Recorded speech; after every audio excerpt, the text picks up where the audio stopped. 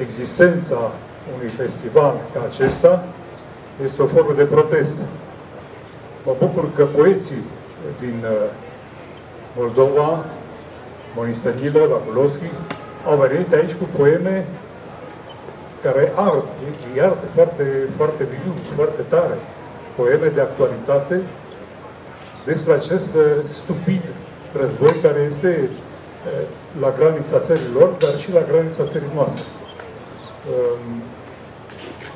Este pentru mine o dovadă a faptului că reactivitatea noastră nu a adormit. Înainte pun o întrebare imediată. Apatia pe care o putem constata cam pretutindeni, și mai cu seamă în Europa, oare nu se datorează faptului că cauza păcii a fost confiscată de politici și de oamenii politici în trecut? Și că stânga revoluționară din Europa a confiscat cauza păcii, fără să fie deodată victorioasă pacea și totdeauna a fost victorios războiul? De unde această apatie? Peixoto.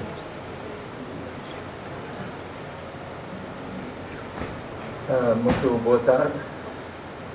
Não é uma questão fácil, porque acho que é uma questão que toca aquilo que é mais essencial na nossa presença política, na nossa afirmação e na reflexão que temos de fazer quando escrevemos ou até mesmo num momento como este, quando comunicamos publicamente. Bună seara!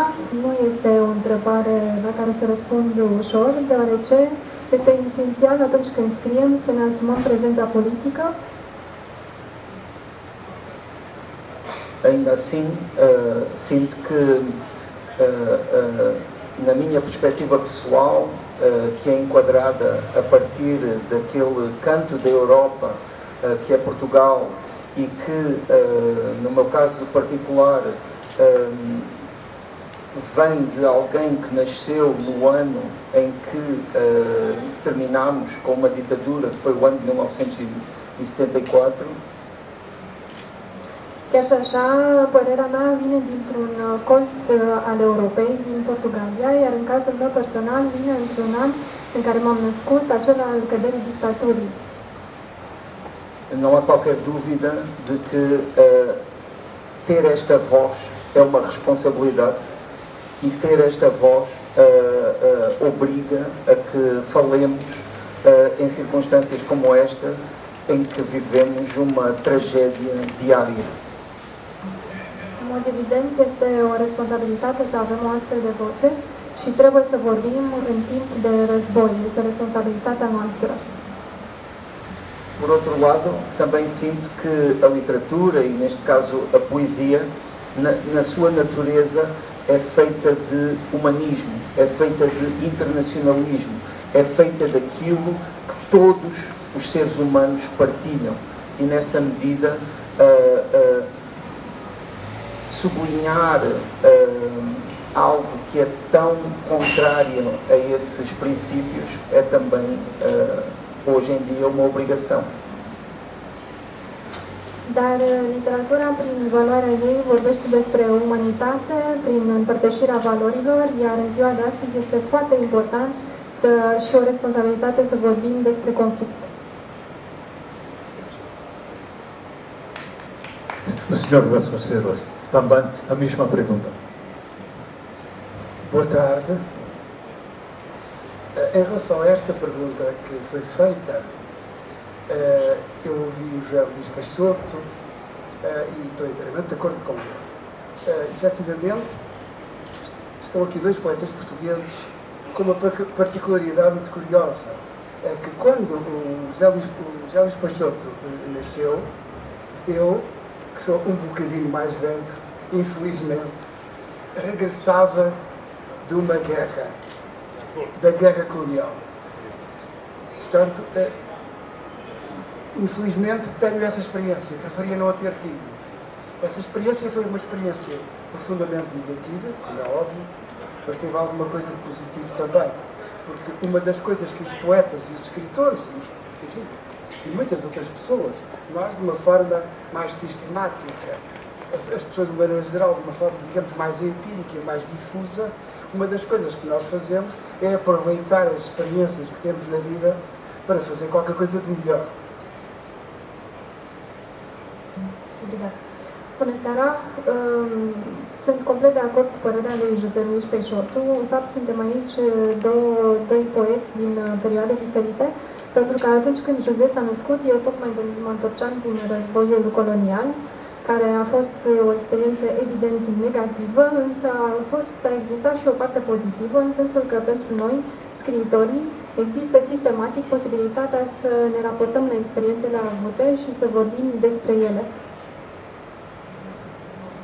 Neste caso, a guerra colonial marcou muito Portugal dos últimos anos do salazarismo, do fascismo. Nós e o povo romeno tem há uma certa semelhança naquilo que passamos. Eu penso, apesar de tudo, que a vossa experiência sob o regime ditatorial de Ceausescu foi muito mais forte, apesar de tudo, que a nossa. Bastante mais forte. Pelo que eu tenho lido, pelo que eu tenho visto. Mas a nossa foi uma experiência diferente. O povo português, nas últimas décadas, o povo português desde o ano de 1926, ano em que foi instaurada a ditadura, ou enfim, houve uma revolução militar, depois deu origem à ditadura. A ditadura, na sua forma perfeita, digamos assim, consolidada, começa só no ano de 33. Que é um ano, como sabem, terrível para toda a Europa. Essa ditadura trouxe ao povo português, e quando falo do povo português, falo dos escritores, naturalmente também, que deram conta disso através das suas reflexões, dos seus romances, dos seus poemas, trouxe anos cinzentos, anos terríveis, que depois, já em 1962, com o começo das guerras coloniais, tornou o país um país de viúvas, e um país de gente que chorava os seus filhos, os seus irmãos, que tinham ido para a guerra e não tinham voltado.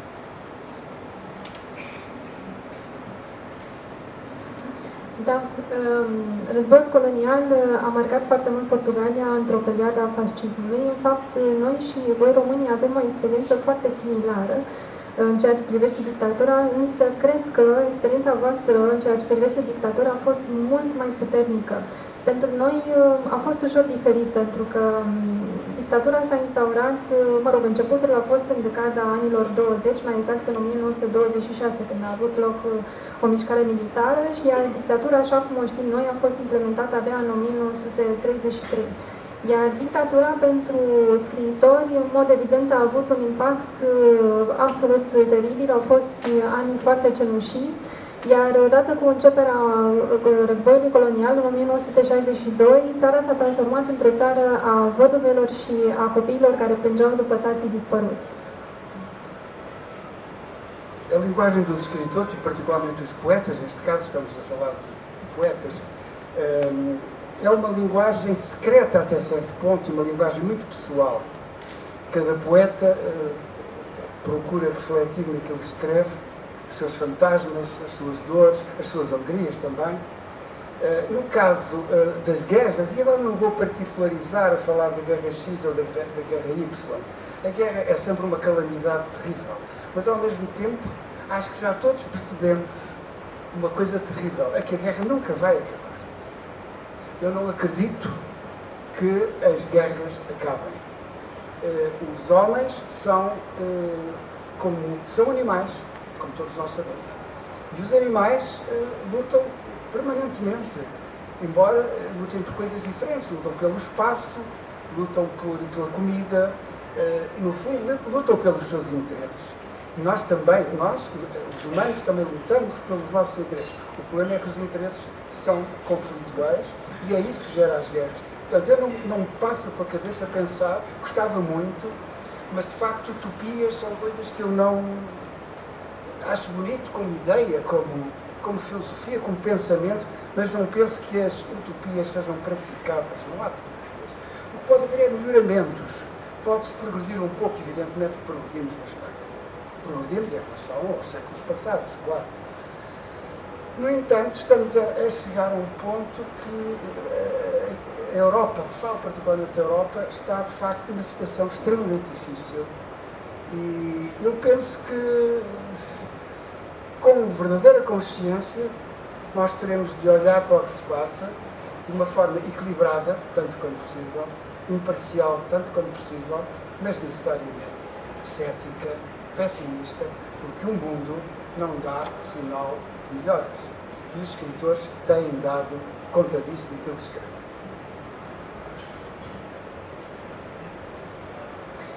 Limbajul poeților este unul secret și foarte personal cu fiecare lucru pe care îl scriu.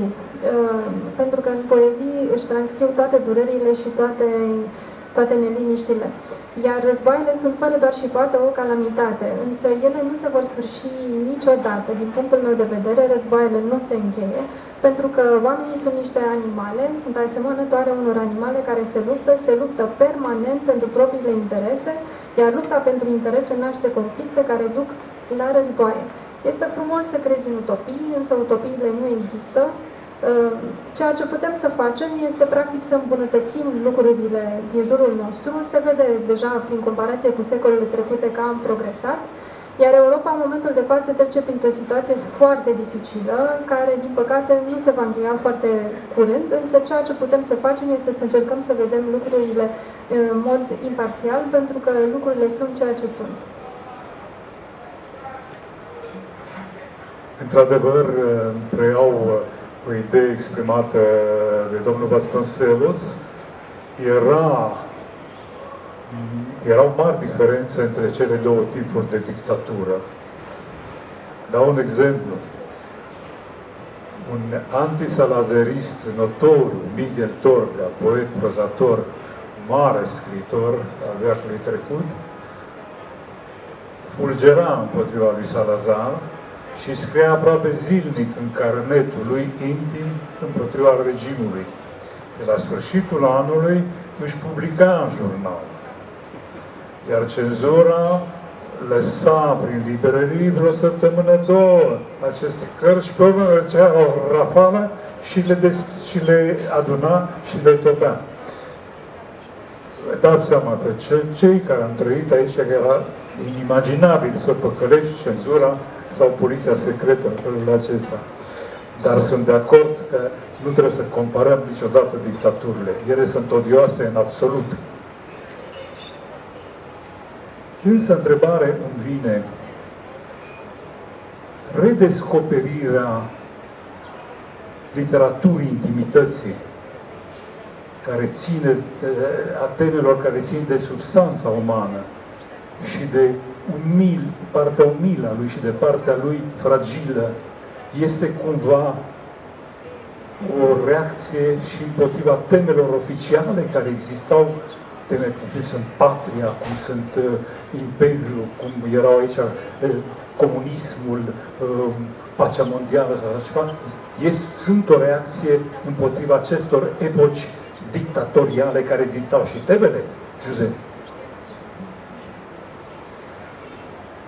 Bem, para mim, como eu tentei dizer antes, não é fácil responder a estas questões justamente porque eu me sinto livre, historicamente, de escrever sobre um tema ou outro tema. Simplesmente me parece que um tema que se impõe tanto na nossa realidade como é esta guerra acaba por ser um tema ao qual é impossível ficar indiferente. Ainda assim, vou tentar aqui explicar um pouco melhor o que eu quis dizer. Eu nasci em setembro de 1974. Em Portugal, toda a gente sabe onde é que estava no dia 25 de abril de 1974. Eu também sei, eu estava na barriga da minha mãe. Da, din nou, pentru mine nu este ușor să răspund la o astfel de întrebare, pentru că nu am trăit neapărat istoric ceea ce se discută în momentul de față, însă este o temă care se impune și este o temă aceasta a războiului în fața care este imposibil să rămânem indiferenți. Ca să vă dau un exemplu, eu m-am născut în septembrie 1974. În Portugalia toată lumea știe ce făcea pe data de 25 aprilie 1974. Și eu știu ce făceam la momentul respectiv, eram în pârtecul mamei mele. Sinto que as gerações anteriores, inclusivamente anteriores ao José Manuel Vasconcelos, em certo momento, em Portugal, sentiram uma certa obrigação de se referir aos temas que estavam a ser vividos, porque se escrevessem diretamente sobre esses temas, como acontecia com os autores do neorrealismo, por exemplo, estavam a posicionar-se politicamente. Mas se escreviam sobre outros temas, também, de certa forma, estavam a posicionar-se politicamente, porque não estavam a referir-se àqueles temas que se impunham de uma forma tão evidente. Mais tarde, sentimos, pelo menos historicamente, que deixou de existir essas obrigações. Por isso, a minha visão, olhando neste caso concretamente para a literatura portuguesa e para a poesia portuguesa, é que a partir de certa altura houve uma certa liberdade e uma certa espontaneidade individual que acabou por levar a que cada um escrevesse a partir das suas referências pessoais, tanto literárias, tanto ao nível das suas experiências. Da, în ceea ce privește generațiile anterioare, și mă refer acum și la generațiile chiar de dinainte de cea a domnului Vasconcelos, în Portugalia se simțea nevoia de a face referire la temele care se întâmplau în viața de zi cu zi.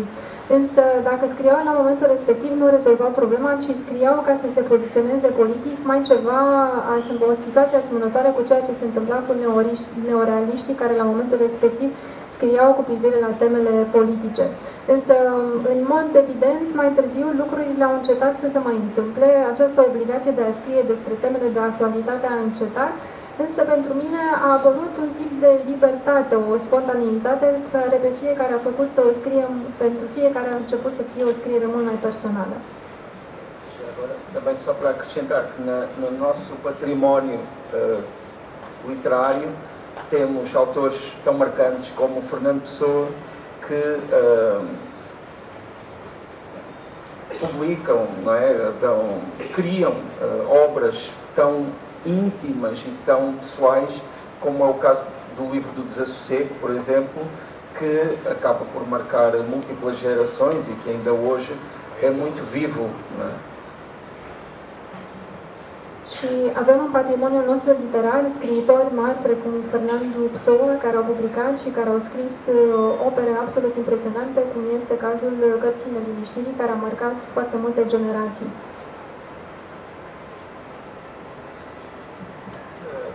Dino Fernand, há pouco, quando fez a pergunta, referiu uma palavra fundamental, que é a intimidade. A intimidade como forma de luta, forma de resposta, eu não diria de luta, talvez seja excessivo, mas forma de resposta àquilo que nos vai passando à frente e ao lado e que passa por nós, a nossa história pessoal. Todos nós temos uma história pessoal, que é a história da nossa vida. Essa história pessoal entra na história coletiva e isso é uma coisa que nós não podemos esquecer. No caso de Portugal, durante o tempo do fascismo, o tempo mais aceso do fascismo, de facto, os escritores, a maioria dos escritores portugueses que eram antifascistas, a maioria, também os havia menos, mas alguns mais próximos do regime, a maioria dos escritores antifascistas, de uma forma ou de outra, de uma forma geralmente velada, acabavam por tratar de assuntos que tinham que ver com a vida social, as dificuldades das pessoas que viviam mal, o país sem saída, o país cinzento, o país sem respostas.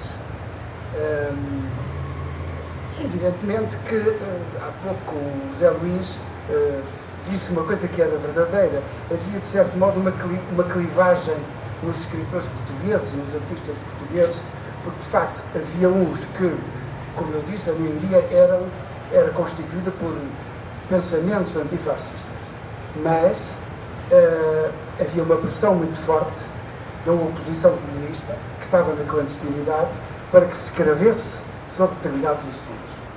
E é um pouco aí que, nesse contexto social e político, que nasce o neorrealismo. O neorrealismo em Portugal foi uma corrente dominante desde o final da década de 30. O neorrealismo surge essencialmente com Alves Redol, escritor, aliás, muito respeitável e muito interessante, e termina, já de uma forma mais suave, termina no final dos anos 50. Eu já prossigo, mas para não dar... Domnul Dinu Flămând a spus acum puțină vreme, s-a referit la cuvântul intimitate, la intimitate în sensul de luptă, de răspuns împotriva lucrurilor care se întâmplă. Și asta este foarte important pentru că cu toții avem o poveste personală, viața noastră este povestea noastră, care intră în cadrul colectivității, rămâne în imaginarul colectiv. În Portugalia au existat foarte mulți scriitori care erau, în mod evident, majoritatea dintre ei împotriva sistemului, erau antifasciști, însă sfârșeau prin a scrie mai mult sau mai puțin despre viața socială, despre dificultățile vieții de la momentul respectiv, despre țara care era îngenunchiată, despre zilele întunecate care în final se perindau de zi cu zi. Însă și José Luis Peixoto a menționat un lucru foarte important, un adevăr, anume faptul că artiștii portughezi la momentul respectiv erau divizați. Marea majoritate, într-adevăr, erau antifasciști, scriau împotriva sistemului, însă era și opoziția care încerca să scrie pe anumite teme, iar din acest conflict s-a născut neorealismul, care a început mai degrabă în 1930 și s-a sfârșit la finalul anilor 1950. Ora, é aqui que surge o problema da intimidade. Nos anos 50, em que o neorrealismo estava já numa fase decrescente, já com pouca expressão, há um movimento que aparece muito tarde em Portugal, até por estas razões todas, que é o surrealismo. O surrealismo que em França tinha aparecido em 24, em Portugal só aparece realmente eu diria, no princípio da década de 50, com alguma expressão. E o surrealismo é, nesta altura da literatura portuguesa, a expressão máxima da intimidade, a expressão máxima do sonho, do desejo, de uma vontade, digamos, uma vontade com raízes um pouco obscuras na nossa própria personalidade, na nossa própria maneira de ser. E isso é a intimidade. Para concluir, não me quero alongar, mas queria só dizer o seguinte. Na realidade, toda a literatura, toda a poesia é expressão da intimidade. Se consegue depois lutar mais ou lutar menos contra os fantasmas que nos rodeiam, na política, na sociedade, em tudo, até os próprios fantasmas pessoais, se consegue fazer isso, ótimo. Pode não conseguir, mas realmente é sempre expressão da intimidade. E essa intimidade, por vezes, revolta-se de uma forma mais direta contra aquilo que oprime cada um de nós e a coletividade. E no caso das guerras é isso que acontece, como está a acontecer agora. No caso dos regimes totalitários, foi aquilo que aconteceu aqui na Roménia, foi aquilo que aconteceu em Portugal, embora de maneiras totalmente diferentes, que têm a ver com a cultura de cada país. Mas, portanto, essa intimidade é a própria arte, a própria literatura. În cele din urmă este o problemă despre intimitate, totul se rezumă la intimitate, iar în anii 50, odată ce neorealismul începe să piardă din putere, apare suprarealismul, un curent care apăruse în Paris, în Franța, undeva în 1924, însă în Portugalia apare de-abia foarte târziu, undeva prin anii 1950. Și suprarealismul este o expresie a maximei intimități, este intimitatea la cote înalte, este despre vis, despre dorință, despre voință, tot ceea ce ține de intimitatea noastră se subsumă sub realismului. Și ca să concluzionez, ceea ce vreau să spun este că, în fapt și la urma urmei, poezia este o formă de intimitate și o formă de luptă și de protest împotriva lucrurilor care se întâmplă. poeziile sunt o formă de revoltă, mai întâi o formă intimă și apoi o formă colectivă, însă una peste alta este o formă de a lupta împotriva totalitarismului. Foarte interesante răspunsurile. Eu am să mai provoc, aruncând în joc un alt cuvânt compact, un fel de grenadă, pe care o avem aprinsă și în cultura română și în cultura portugheză, problema identității colective, identității naționale. Multă literatură bună s-a scris și în Portugalia, ne gândim la mesajul Fernando Pessoa, care proiecta identitatea portugheză undeva mistic, într-un tărâm ezoteric, dar au fost și saudosiștii de la Saudade, care este echivalentul dorului. Și revenim la noi, poate am terorizat mai puțin conceptul acesta, dor, la noi este mai viu în folclorul rural decât la portughezi în folclorul urban,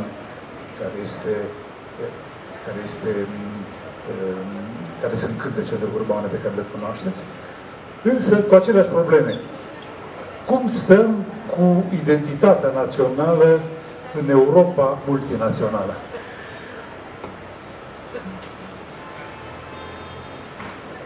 Aspecto curioso é que depois de falar em português, depois de ouvir o José Manuel Vasconcelos falar em português, demora algum tempo até perceber que o Dino Flaman não está a falar em português. Da, un aspect foarte important. După ce am vorbit în portugheză și l-am auzit pe domnul Vasconcelos vorbind tot în portugheză, mi-a ceva timp să obișnuiesc cu faptul că domnul Dinu Flaman de fapt nu vorbește în portugheză.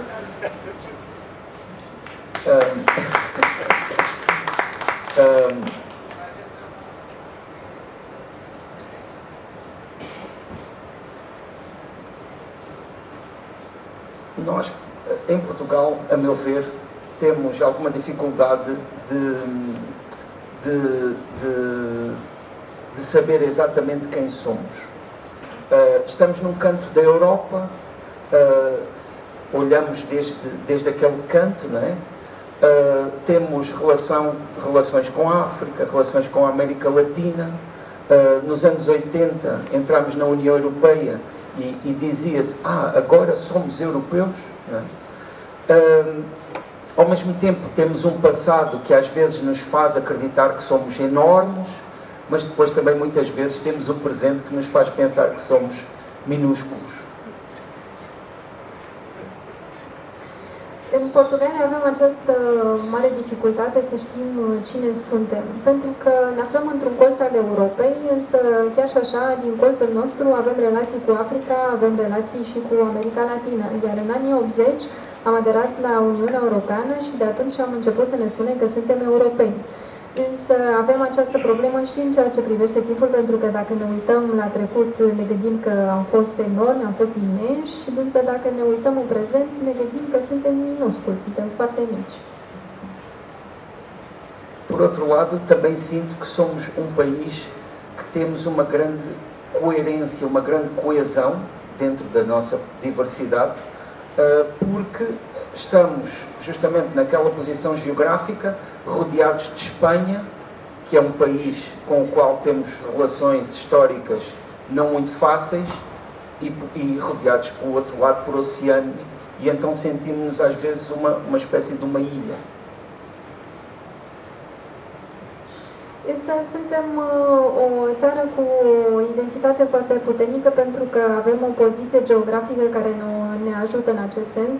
Suntem înconjurați de Spania, cu care am avut o relație istorică destul de dificilă, iar de partea cealaltă este Oceanul Atlantic. În fapt, suntem ca un fel de insulă. E ao mesmo tempo, quando escrevemos poesia, também trabalhamos esta língua, que é uma língua que sentimos com peso, não só por todos aqueles que a trabalharam e que a escreveram antes de nós, também pela sua dimensão no mundo, mas também porque era a língua da nossa mãe, do nosso pai, porque tem essa dimensão de intimidade que lhe reconhecemos, porque na verdade é a língua com que lemos, é a língua com que escrevemos, é a língua com que falamos, é a língua com que pensamos, não temos outra língua. Însă și atunci când scriem poezie, lucrăm cu limba, care are o greutate în sine pentru dimensiunea istorică pe care o are, dar și pentru dimensiunea geografică, dar și pentru dimensiunea intimă pe care o are, pentru că este limba pe care o folosim să vorbim cu tatăl nostru, cu mama noastră, să scriem în intimitate, este limba pe care o folosim ca să facem toate lucrurile de zi cu zi, este limba pe care o folosim să vorbim și să ne exprimăm. E há já algumas gerações que o tema da identidade é muito trabalhado e está muito presente na literatura portuguesa, justamente porque ainda não terminamos de responder a essa pergunta.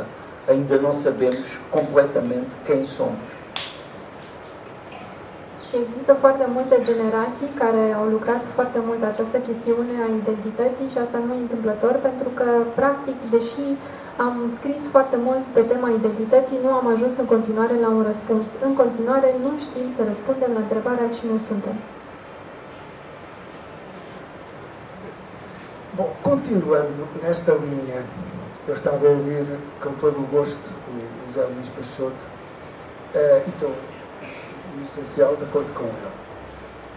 Mas queria desenvolver um tema de certo modo paralelo, mas que vai dar a isto.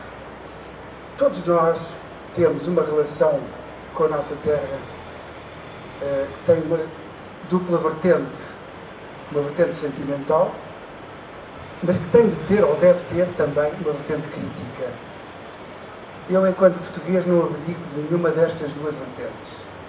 Evidentemente que tenho uma vertente sentimental, é a minha terra, é o meu país, é um país muito bonito, tem muito sol, tem excelentes praias, tem recantos formidáveis, portanto eu gosto muito disso. Mas do ponto de vista crítico, não posso fechar os olhos a certas coisas. Um dos nossos grandes problemas, e isto um pouco para entroncar naquilo que José Luís disse, um dos nossos problemas é que nós temos. Portugal sofre há séculos, não é de agora, de um problema que é uma esquizofrenia coletiva. Em que sentido? No sentido em que olha para o passado, e o José Luís apontou esse aspecto, olha para o passado, foi um passado glorioso, de descobertas, enfim, não há dúvida nenhuma que a nossa vocação internacional no século XV e no século XVI foi excelente. Portanto, nós continuamos ainda a olhar um pouco para esse passado mitificado já. Quando olhamos para o futuro, não sabemos bem o que fazer. Ficamos um pouco atarantados, não sei se a palavra é forte, mas ficamos sem saber o que fazer. Eu tenho a impressão que a própria, e o José Luís também referiu esse aspecto, a própria localização geográfica de Portugal é uma localização muito difícil. É muito bonita, porque nós temos uma espécie de varanda de 300, 400 quilómetros, ou mais, não sei, virada para o mar, mas quando olhamos para o outro lado temos um muro. Tivemos um muro durante o fascismo, completamente, mas ainda hoje, apesar do muro ter sido derrubado em grande parte, ainda há um muro mental. Há um muro mental. E a verdade é que a Europa comunitária não tem ajudado muito a deitar esse muro abaixo, porque o que a Europa comunitária faz é dar-nos dinheiro. Ora, isto é a velha fábula do pescador, do homem que queria comer e se dizia, em vez de lhe dar um peixe, desse-lhe uma cana de pesca e ele que vai pescar. Nós continuamos à espera do peixe, em muitos aspectos, e não ligamos à cana de pesca. Esse é um grande problema. É evidente que o mar é muito bonito, nós temos esta vocação, eu acho que há uma espécie de... Obrigada. Da, ascultam mai devreme ce spunea José Luís Peixoto și sunt perfect de acord cu ceea ce spune. Într-adevăr, este o temă importantă aceasta a identității noastre, pentru că noi, în ceea ce privește relația noastră cu țara noastră, este una cu două laturi. Pe de o parte este latura sentimentală și pe de altă parte există latura critică. Eu însumi am o relație să zicem, depus sub semnul întrebării în ceea ce privește aceste două dimensiuni, însă în ceea ce privește partea sentimentală, este țara mea, Portugalia este țara mea, este o țară frumoasă, este o țară cu foarte mult soare, este o țară cu foarte multe plaje, este o țară absolut excelentă, absolut minunată, pe care o iubesc. Însă, nu pot să închid ochii și să nu fiu critic și să nu văd problemele pe care le avem, pentru că, primul și primul rând, Portugalia se uită întotdeauna spre trecut, la secole întregi în care am avut un trecut într-adevăr glorios și suferă de așa numită, aș zice eu, schizofrenie colectivă.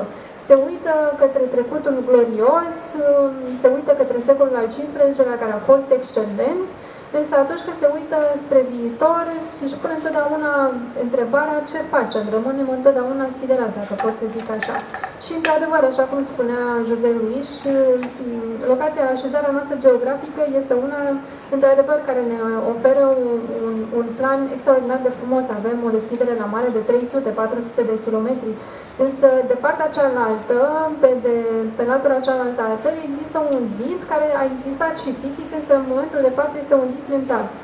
Eu zic că această chestiune a integrării în Europa cu Europa comunitară este una care ne-a ajutat în sensul că ne-a oferit întotdeauna fonduri, ne-a oferit bani, însă ajungem la problema pescarului, acea fabulă a pescarului care întotdeauna caută peștele, așteaptă peștele, însă el întotdeauna ar trebui mai degrabă să se uite după undiță și mai puțin după ceea ce îi se oferă. Însă una peste alta mare este frumoasă. Para concluir, eu acho que nós portugueses, não levem isto a uma crítica, quer dizer, é crítica, mas é uma crítica no melhor sentido. O que eu acho é que nós temos uma natureza excessivamente contemplativa. Nós somos um povo demasiado contemplativo e pouco ativo.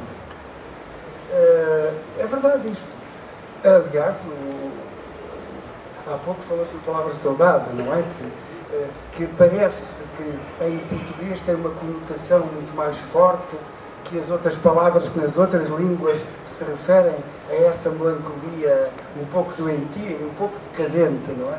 E efetivamente a saudade é uma melancolia decadente, é uma melancolia até certo ponto masoquista, porque os portugueses gostam um pouco de sofrer, acho, até sempre.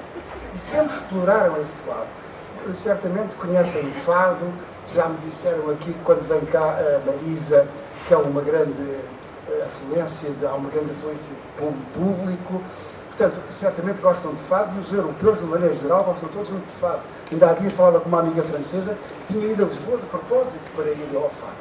Ora, o fado é justamente essa expressão bonita dela, certamente, mas é essa expressão de uma contemplação que não tem outro rosto. O rosto é uma espécie de Janus bifrons que só olha para só se vira para a contemplação e não se vira para a ação.